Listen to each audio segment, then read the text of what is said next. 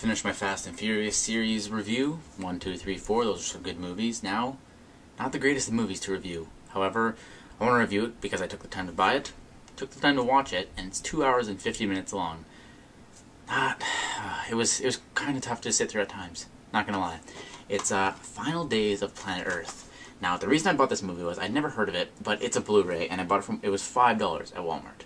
$5 for Blu-ray. So I was like, gonna get it.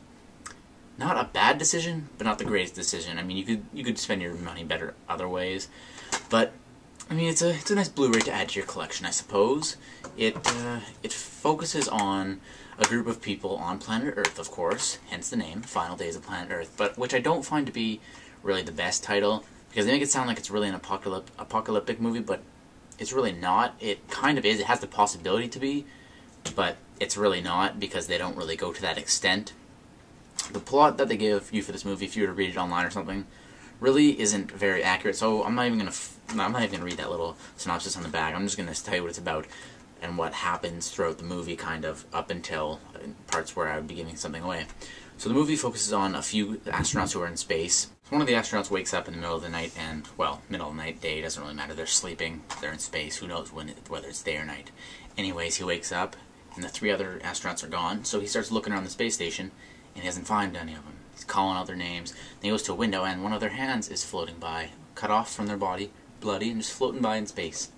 Then it goes down to Earth, and if you read the synopsis, it says that one of the astronaut who survived goes back to Earth, and he's like all messed up, yet I don't recognize him throughout the movie later. So maybe I wasn't paying close enough attention or something, but it's really irrelevant to the rest of the story, pretty much. It's kind of relevant, but the guy isn't really relevant to the story. So really the movie focuses on a guy named Walker. He's an archaeologist, and on one of his dig sites, there's a big sinkhole, and everything falls in, and then he goes down and looks, and there's these corrosive things, like there's these weird piles of alien-looking things that he puts a match on one, and it lights on fire really easier than gasoline. So then he starts investigating things, and he starts finding things out. A lot of people in the city have been going missing, and none of them are being found, and it's kind of getting suspicious.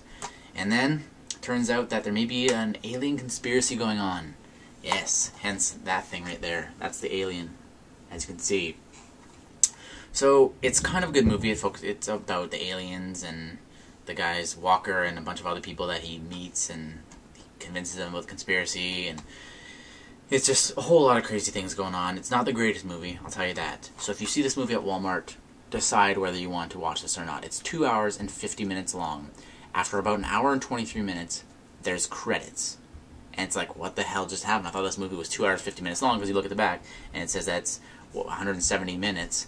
So it's like, okay, what's going on? And then you fast forward to the credits, and then the movie starts off exactly where it was. So I don't know if this originally was supposed to be for TV or what, but it was very strange.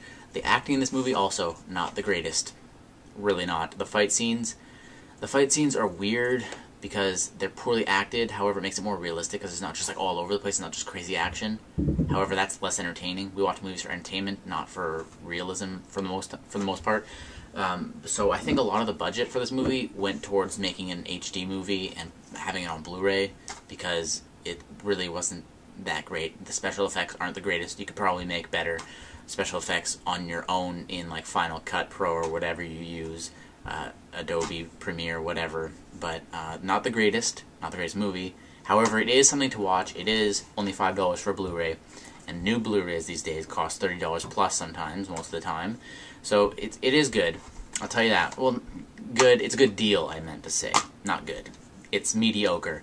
Out of 10, I would probably rate it 4 stars. Maybe 4.5 at times, but not the greatest, okay? This is it.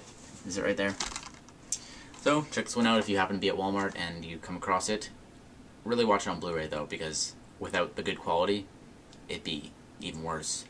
Without being on Blu-ray, I'd probably give this a 2 out of 10, but being on Blu-ray, that's good quality and whatnot. It's in HD, 4 out of 10, I suppose. Maybe 3.5, but I'll give it a 4 out of 10. 4 out of 10, that's it. That is all for me today.